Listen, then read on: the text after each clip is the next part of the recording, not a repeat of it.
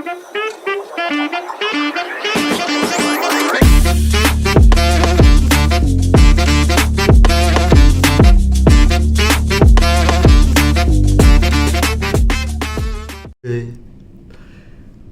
up, guys? Welcome back to another episode of the Community Corner podcast. I'm Arnav, your host. And I'm Nikhil, and today we're embarking on a fascinating journey through time through today's episode on the podcast of Tech Time Travel.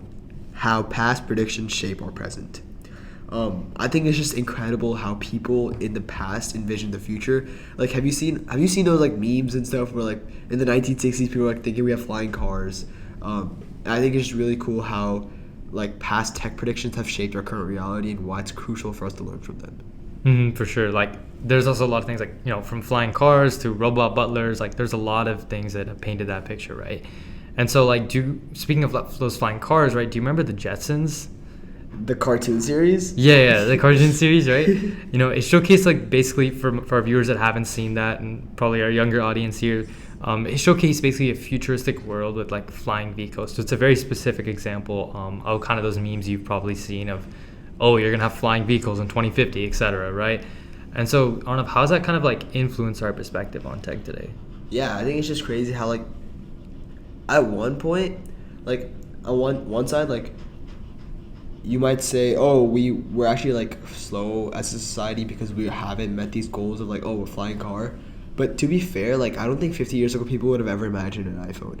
Like that just level of technology wouldn't have been possible. Or like even AI, like ChatGPT, that was never like even a thought of reality like 7 years ago or something. So I think it's just crazy how far we've come. I think another really prominent example actually is, I think most people can relate to this, is Back to the Future. Like he time traveled, I think 2015, and the world was so different. Like flying cars and like random like hoverboards that could actually hover, not just hoverboards that like blow up at fire. So I think like that prediction is crazy. Like it shows like where we are as a society.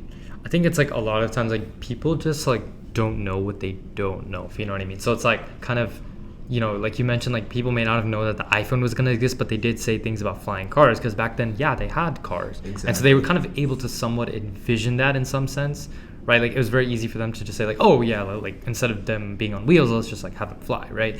But there was no such thing kind of like an iPhone, like that just wasn't a thing. Maybe they had like a regular telephone, but to be able to use all those apps on there, or even at some point they didn't even have computers till that second half of the 20th century, right?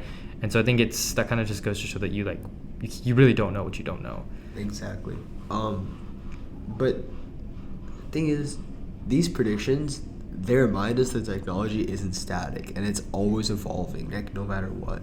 And I think it's just important to like know that it encourages us to push boundaries and think beyond what is currently possible. Like when we see how some past predictions become reality, it motivates us to keep innovating and exploring. And what do I mean by that, right? So I always talk about this like example.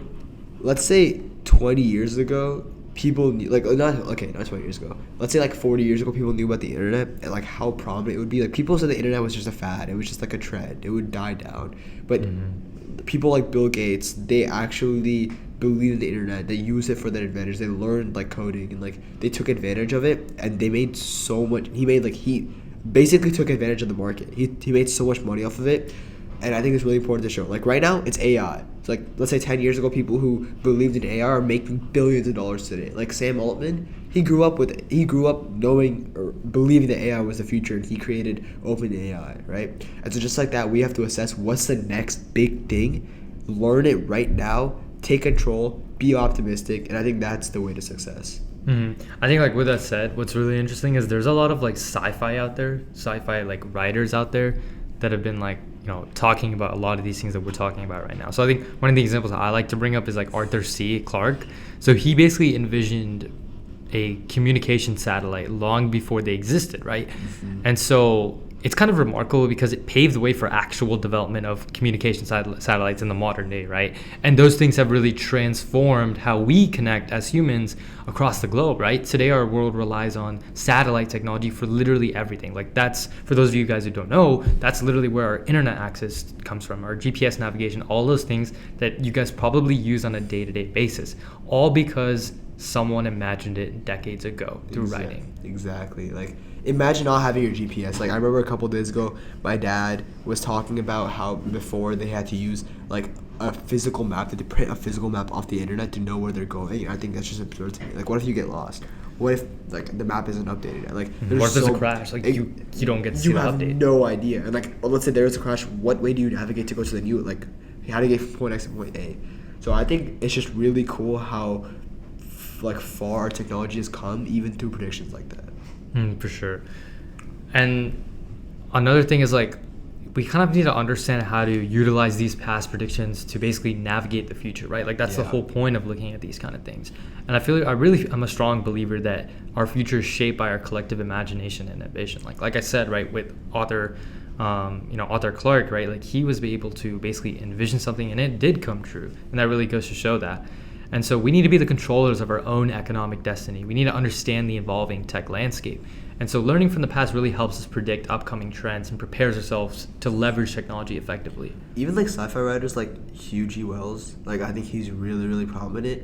A lot of the things that he envisioned never came true, but the fact that he was ambitious and like some of the things he did predict did come true is like what's so important, because you can imagine so much and all it takes is one thing to click, and that one thing will make you billions.